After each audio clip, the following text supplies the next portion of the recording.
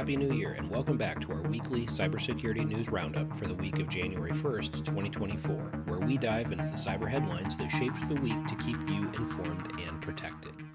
Let's get started. A recent report by the National Institute of Standards and Technology, or NIST, has raised significant concerns about the privacy of genomic data, especially in the wake of the massive 23andMe hack that affected millions. NIST highlights critical weaknesses in how this sensitive information is created, stored, and shared. The main issues include weak security in data sharing, poor monitoring practices, and insufficient regulations addressing both privacy and national security dangers.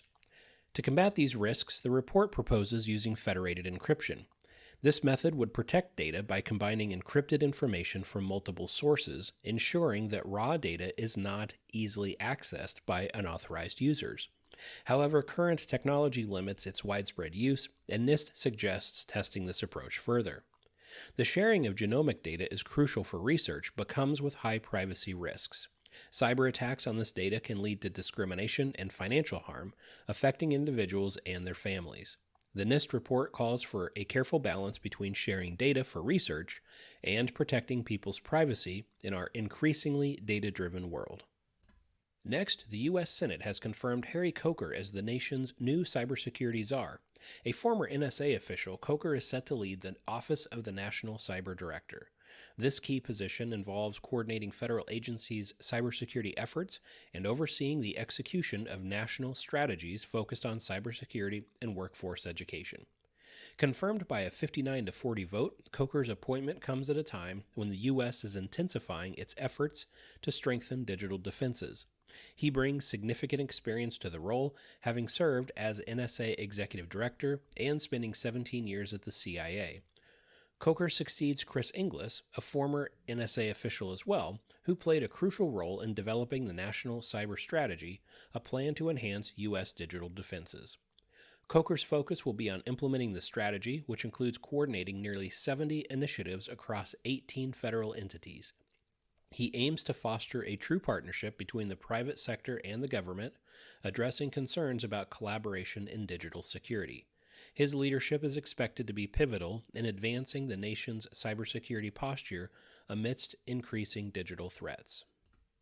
And the U.S. Federal Trade Commission, or FTC, has struck a significant blow in the realm of privacy and surveillance, banning drugstore chain Rite Aid from using facial recognition technology for security surveillance for the next 5 years. This decision follows Rite Aid's failure to implement necessary safeguards, leading to numerous false positives based on racial and gender biases. Rite Aid's development of facial recognition technology, which started in 2012, was intended to identify potential shoplifters. However, it resulted in thousands of false accusations, particularly in stores located in predominantly Black and Asian communities. The FTC criticized Rite Aid for not taking reasonable measures to prevent harm to consumers wrongly accused due to the technology's inaccuracies. The settlement, which still requires judicial approval, is an amendment to a 2010 consent order involving Rite Aid's failure to protect customer and employee information. As part of the settlement, Rite Aid and its third-party vendors are required to delete all photos and videos collected through the system and inform consumers when biometric information is used. This development reflects growing concerns about AI and facial recognition technologies, especially regarding biases and discriminatory outcomes. The FTC's stance on Rite Aid is a clear message to companies employing AI tools to prioritize transparency and ethical standards in technology deployment. And finally, the holiday season brought more than festive cheer for the Anna Jakes Hospital in Massachusetts, as it faced a significant cyber attack on Christmas Eve. This incident, part of a worrying trend of cyber attacks against U.S. healthcare facilities, led to the disruption of the hospital's electronic health record system and forced it to turn away ambulances on Christmas Day. Located about 35 miles north of Boston, the hospital, which is part of the Beth Israel Lahey Health System, had to halt ambulances temporarily but resumed operations the following day. The nature and details of the attack remain undisclosed as the hospital is still investigating the incident. This attack is the latest in a series of cyber incidents targeting healthcare facilities.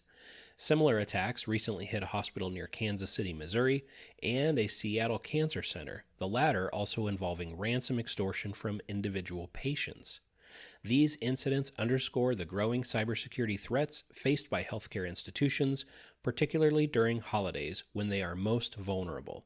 The hospital has engaged cybersecurity professionals to respond to the attack, reflecting the critical need for robust cyber defenses in the healthcare sector. And that concludes our look at this week's top cybersecurity stories. As the digital landscape evolves, staying informed is your first line of defense. If you found this roundup helpful, please like, share, and subscribe to be notified about new content.